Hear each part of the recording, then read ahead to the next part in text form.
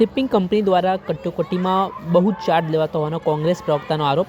Shipping company દ્વારા રાતોરાત charge શરૂ કરી દેવામાં આવ્યો છે, જેના કારણે ભારતના એક્સપોર્ટરને મુશ્કેલીમાં મુકાયા છે. શિપિંગ કંપની દ્વારા વોર રિસ્ક સરચાર્જ શરૂ કરવામાં આવ્યું છે. ભારતમાંથી ગલ્ફ કન્ટ્રીમાં મોટા પ્રમાણમાં માલસામાન એક્સપોર્ટ થઈ રહ્યો છે. લોકોને સરળતા ઊભી કરવાના બદલે શિપિંગ કંપની દ્વારા એક્સપોર્ટ દંડ વસૂલવામાં આવી રહ્યો છે. 12,000 કન્ટેનર અને ચાર્જ થતું જહાજ પાસે $4,000 લેખે ચાર્જ વસૂલવામાં આવી રહ્યો છે. આ મામલે કોંગ્રેસના મુખ્ય પ્રવક્તા ડોક્ટર પાર્થિવરાજ કઠવાડિયાએ ગંભીર આરોપ કરતા શું કહ્યું તે સાંભળો. હાલની જે કટોકટીની પરિસ્થિતિ વિશ્વમાં સર્જાઈ છે, ઈરાન, અમેરિકા, ઇઝરાયલ વોરના લીધે માત્ર આ 3 દેશો જ નહીં પણ વિશ્વના અનેક દેશોએ જ્યારે હાલાકી ભોગવવી પડે ત્યારે ભારતમાં માત્ર ગેસની કટોકટી નહીં પણ અન્ય ક્ષેત્રોમાં પણ ઘણા પ્રશ્નો ઊભા થયા છે. ખાસ કરીને ભારત દેશમાંથી ખૂબ મોટા પ્રમાણમાં ગલ્ફ કન્ટ્રી એટલે કે વેસ્ટ એશિયામાં મોટા પ્રમાણમાં માલ સામાન, ખાદ્ય સામગ્રી, મશીનરી, આ પ્રકારની ચીજ વસ્તુઓ, ગાર્મેન્ટ્સ મોટા પ્રમાણમાં ગુજરાત અને ભારતમાંથી એક્સપોર્ટ થઈ રહ્યું છે.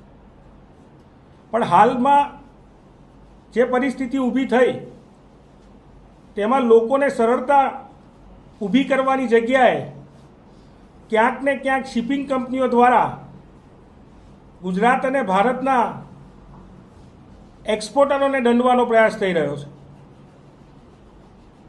વોર રિસ્ક સરચાર્જ કરીને એક અલગ સરચાર્જ આ શિપિંગ કંપનીઓ દ્વારા ઉઘરાવવામાં આવી રહ્યો છે.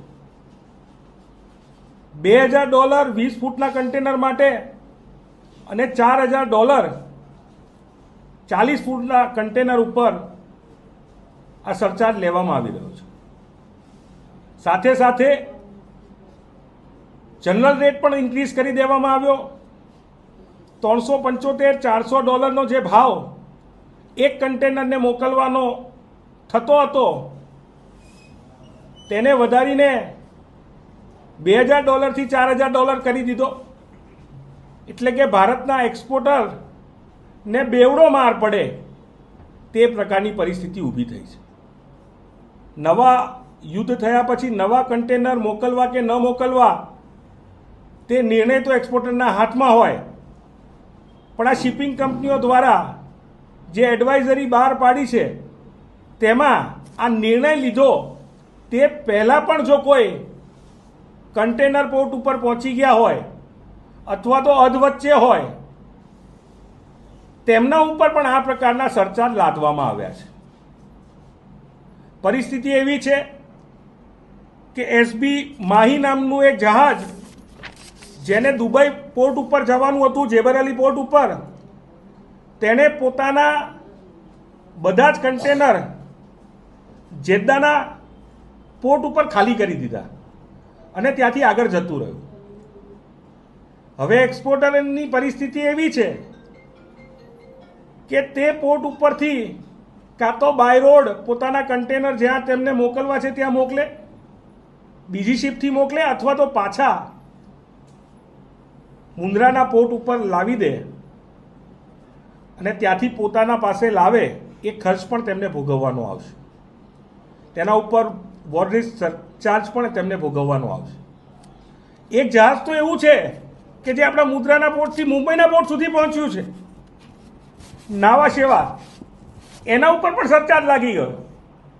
તો આવી અનેક શિપો, આવી અનેક જહાજો આપણા દેશના દરિયા કિનારાથી સેલ કરીને યુદ્ધની શરૂઆત થઈ તે પહેલાં નીકળી ગયા હોય અથવા તો આ એડવાઇઝરી જાહેર થઈ તે પહેલાં એમને 1-2 દિવસનો સમય આપ્યો હોત કે તમારે આ નિર્ણય લેવો છે કે તમારે વોર રિસ્ક સરચાર્જ ભરવો છે કે નહીં, એની જગ્યાએ બારોબાર એ શિપમેન્ટો, એ શિપો દરિયામાં નીકળી ગઈ, જેથી કરીને એક્સપોર્ટરોને નિર્ણય લેવાનો મોકો ના મળ્યો. ગુજરાત રાજ્યમાંથી એવું માનવામાં આવે છે કે 6 થી 7 જહાજોમાં આવું થયું છે અને 12,000 જેટલા કન્ટેનરો આમાં અટવાયા હોય એવું લાગે છે.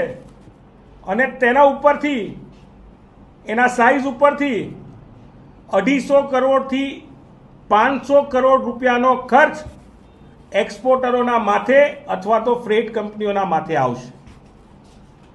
એક્સપોર્ટરો અને ફ્રેટ કંપનીઓ દુવિધામાં છે. એક્સપોર્ટરો આ પૈસા ભરવા તૈયાર નથી અને બીજી બાજુ ફ્રેટ કંપનીઓ આ પૈસા ભરી શકે તેમ નથી. ત્યારે આ દેશની સરકારે આ શિપિંગ કંપનીઓને પ્રેશરાઇઝ કરવી પડશે. એમને કહેવું પડશે કે આ પ્રકારે જે એક્સપોર્ટરોનું નુકસાન થઈ રહ્યું છે, આ દેશના નાગરિકોનું નુકસાન થઈ રહ્યું છે, તેમને આ કટોકટીના સમયે બચાવવાનો પ્રયાસ સરકારે કરવો પડશે. તાત્કાલિક કેન્દ્રની સરકાર એડવાઇઝરી બહાર પાડે અને જે જહાજો આ નિર્ણય પહેલા સેલ થઈ ગયા હોય, નીકળી ગયા હોય, તે વાહનો ઉપર આ પ્રકારનો સરચાર્જ હટાવી લેવામાં આવે અને આ દેશના એક્સપોર્ટરો જે ગાર્મેન્ટનો એક્સપોર્ટ કરે છે, મશીનરીનો એક્સપોર્ટ કરે છે, ખાદ્ય પદાર્થોનો એક્સપોર્ટ કરે છે, આ એક્સપોર્ટરોને બચાવવા જોઈએ. ચોક્કસપણે આ મુદ્દાને જે અમે ઉપાડ્યો છે એ અમે આના કેન્દ્રીય નેતૃત્વ સુધી લઈ જઈશું. કેન્દ્રીય નેતૃત્વ હાલ પણ સંસદના દિવસો ચાલે છે, સંસદ મોશનમાં છે, મૂવમેન્ટમાં છે, ત્યારે અમારા લીડરશિપને કહેશું કે આ વાત સંસદમાં પણ મુકાય અને ચોક્કસ રીતે દેશના જે પોર્ટના મંત્રી છે તે પણ આમાં દખલગીરી કરી અને આ દેશના એક્સપોર્ટરોને બચાવે.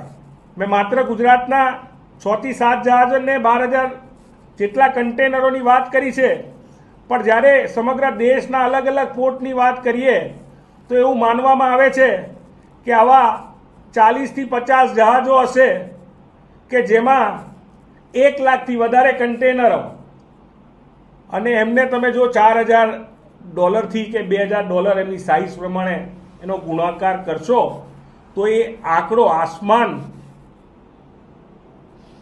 જોડે આંબી જાય તે પ્રકારનો આંકડો હશે. આપણે સાંભળ્યા હતા પાર્થિવ રાશિ કઠવાડા. તેઓ કહી રહ્યા છે SM માહી જહાજ અને 2677 કન્ટેનર દુબઈ જવાનો હતો તે જિદ્દા ઉતારી દીધો. ઝોંગા જહાજ જે દેશમાંથી નીકળ્યું પણ નહીં તેના ઉપર ચાર્જ લગાડવામાં આવ્યો. સરચાર્જના કારણે ભારત એક્સપોર્ટરોને બેવડું માર પડે તેવી સ્થિતિ સર્જાઈ છે. શિપિંગ કંપનીઓ એડવાઇઝરી બહાર પાડી વધુનો ચાર્જ વસૂલવામાં આવી રહ્યો છે, જેને કેન્દ્રીય નેતૃત્વ સુધી આ વાત કરી મુદ્દા સંસદમાં લઈ જવામાં આવશે તેવી વાત કોંગ્રેસ તથા પાર્થિવ કઠવાડિયા કરતા રાજકારણ ગરમાયું છે. દર્શક મિત્રો, આવા જ વિડીયો જોવા માટે એમ કવરેજ ન્યૂઝ જોતા રહો.